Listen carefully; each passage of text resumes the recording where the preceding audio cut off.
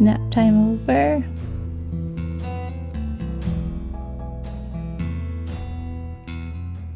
Welcome back. I just got off the phone with my friend Eric and he said, Corinne, we've got another Billy. Do you want him? And I said, yes, I do.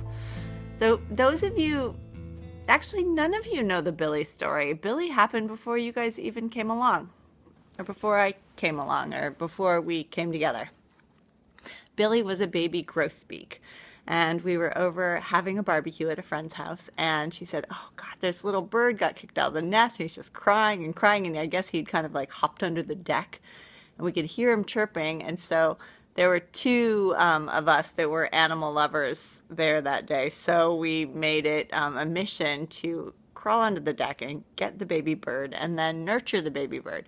Well, the bird turned out to be the most darling grosbeak ever, and we named him Billy Grosbeak because our friends have a neighbor named Bill Gross, so we thought that would be funny.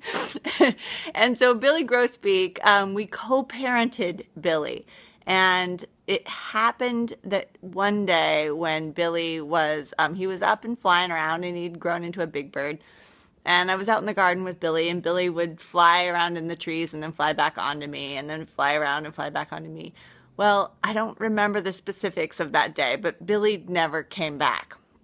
So when Eric and Mickey came back to pick up Billy, I told them that Billy had found his people and maybe migrated or joined another flock, and we were heartbroken that Billy just disappeared.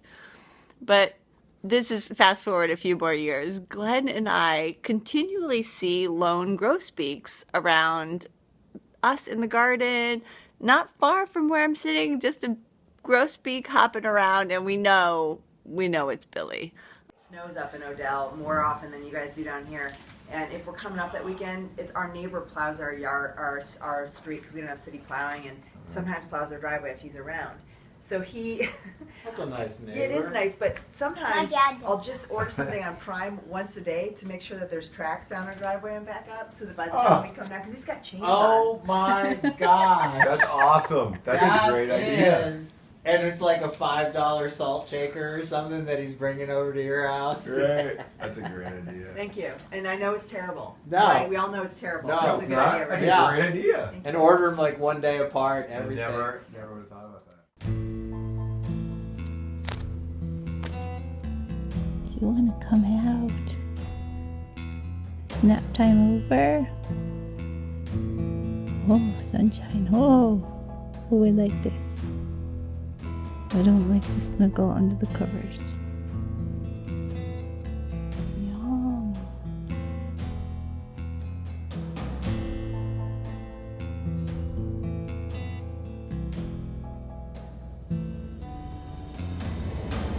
Does it? Oh no.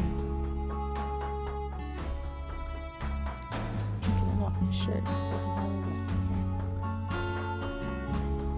wet here. There's some weather.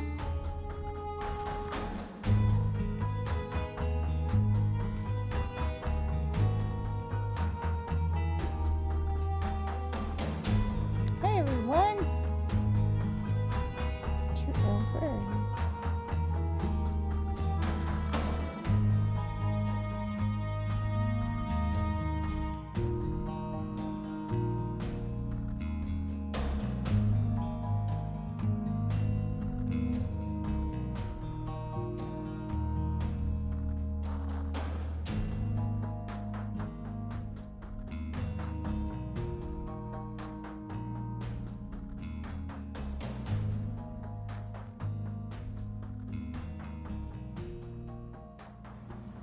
Today is Goop. That's her temporary name. I'm not in love with it. But today is Goop's second day. She, Kev brought her over, and Oli and Sydney, their little kids, walked in. Oli was carrying her in a paper bag, and you've never seen a child walk so gently and so carefully. It was adorable. So this is the second bird that I've gotten from Kev and Christine. So we didn't really know what was wrong with her, but you guys solved the mystery. I put it up on Facebook on my Fresh Princess page.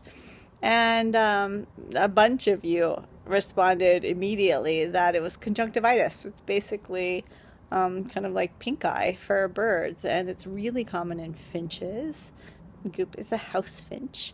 It's also common in, I think, goldfinch and Cassie's finch, and I think there's a couple others that are subject to it. It's also highly contagious, and turkeys and poultry are susceptible. So I'm keeping her away from the birds.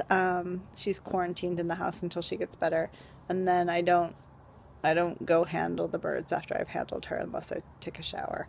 So she's here just recovering. Most of the finches, when they get this conjunctivitis, it's deadly because their eyes crust up and then they're eaten by predators, or they can't find food. So we've got a little protocol that we started this morning, and it works pretty good. Her eyes were so matted up this morning; they were just like stuck shut, and she had slept with her head under her wing, and so one eye was just covered. She had ripped out all of her down, so it was just covered in down. So she was really in a bad way this morning. So I've given her a couple baths. I've made her a triple filtered tincture, which is basically, it's a kind of a healing tea, chamomile and dandelion root mashed up, infused in warm water, and then diluted really weak. And then I put it in a spray bottle, and I just kind of give her a little spray shower in the morning, and that loosens up and moists up her eye. So, and she rubs it and rubs it and rubs it, and after a couple little bath sessions, she has both of them open. She can see, and then she can eat. So she's living in my philodendron, or I don't know what that plant is, but she's living there happily. The branches are just perfect size for her little feet, and she seems pretty happy. And she's super happy on me. For a wild bird to immediately take to you and ride around on your shoulder and your finger and fly onto you after a day is pretty remarkable. So I've always kind of helped injured birds or maimed birds or birds that were kicked out of the nest or were not able-bodied in some way. And she seems to know that, and they all seem to know that when you're helping them. And so they don't have fear for you. But she's a super sweet little birdie, and she naps with me, and she hangs out here while I read. So yeah, I'm not in love with the name Goop, and you guys are way better namers than I am. So there she is in all of her glory. Gooper, that's her good eye. Hey, Gooper. Yeah. Submit your best name request in the comments below, and you'll have named a little house finch. Formerly wild will be wild again as soon as she fights this bacteria. So it's basically a bacterial infection, and started out in the East Coast in the finch population, worked around the South, and then now it's up into the Northwest. So there's a group. It's called, I believe it's called Feeder Watch, and it's part of the Cornell University's ornithology program. And they want people to pay attention and see if they see signs of this conjunctivitis in wild birds, and to call it in, because apparently the spread is pretty much happened really rapidly. It's a bacteria that's widely occurring, and it's not a huge percentage of the population of finches get this, but it's pretty big. I think it was like 10%. So they can get better as long as they have a safe place with access to food and water. So we're just going to nurse her here until she's better, and then we'll have a little release ceremony, and we'll see if she comes back, if she flies away. Leave your best name in the comment, and you'll have a little Finchie named after you. Here she is. Say goodbye. Goodbye, everybody. I'm really cute. Really, really cute. Really cute. Look at me. She was a super good napper. She outnaps me every time. Aren't you? Good napper.